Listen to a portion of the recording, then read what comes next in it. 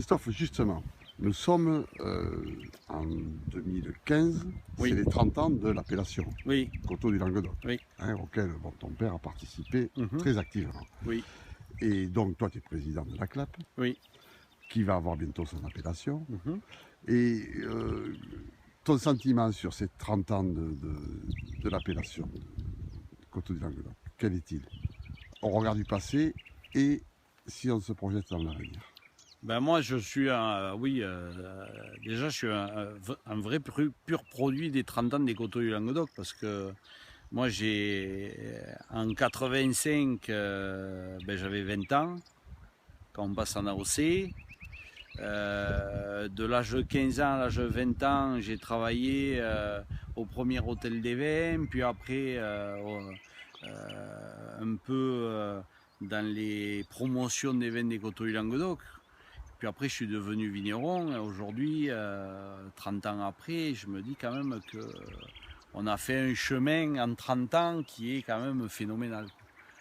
À tous les niveaux, en matière de culture, de connaissances, de nombre de vignerons convaincus, de gens qui nous prennent au sérieux, de qualité de vin.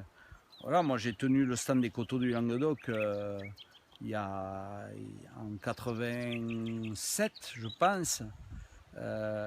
Oui, ça va être en 87, dans la galerie Carrefour à Latte.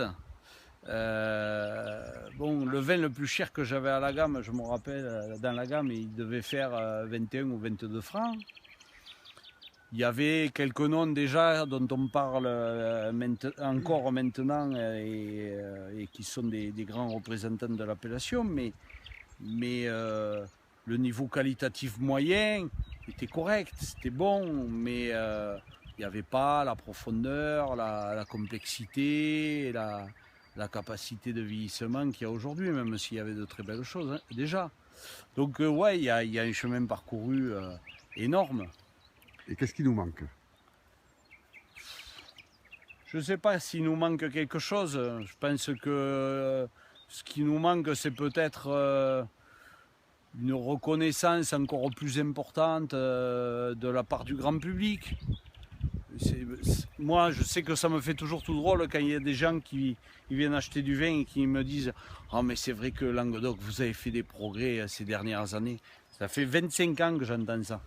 Donc non, les progrès, on les a fait depuis longtemps. Donc on n'est pas une région en devenir. Je veux dire, aujourd'hui, on est une région AOC mature qui a pas grand-chose à envier aux autres appellations, si ce n'est leur ancienneté de reconnaissance.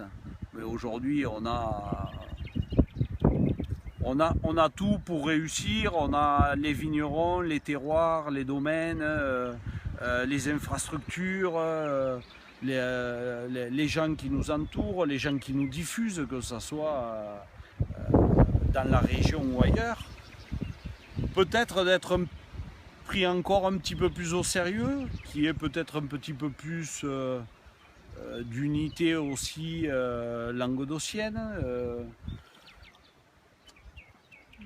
J'ai des fois la sensation qu'on est plus pris au sérieux à l'étranger qu'en France.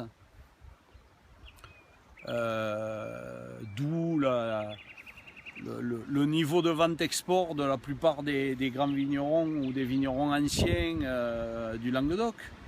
Moi, quand j'ai commencé en 88, quand on annonçait un certain prix pour des cuvées d'un certain niveau, on se faisait rironner un peu. Donc rapidement, on s'est tourné vers l'export, où là, on avait des gens qui disaient moi je goûte, effectivement c'est bon, donc je vous le prends. À ce prix-là, ça me paraît normal.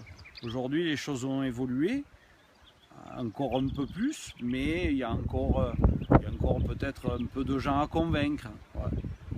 Mais j'ai l'impression que ce qui nous manquerait, c'est pas dans le domaine technique, c'est pas dans le domaine de la reconnaissance. Je pense que ce qui nous manquerait maintenant, c'est un peu d'assise. Voilà, qu'on trouve plus facilement 10-15 grands Languedoc à n'importe quelle carte de restaurant, qu'il y ait qu'on soit capable, que le public, le consommateur soit capable de parler du Languedoc comme il parle d'une autre appellation. Voilà, donc il manque pas grand-chose. Mais franchement, quand on compare à il y a 27 ans, 30 ans, ça n'est pas ces choses.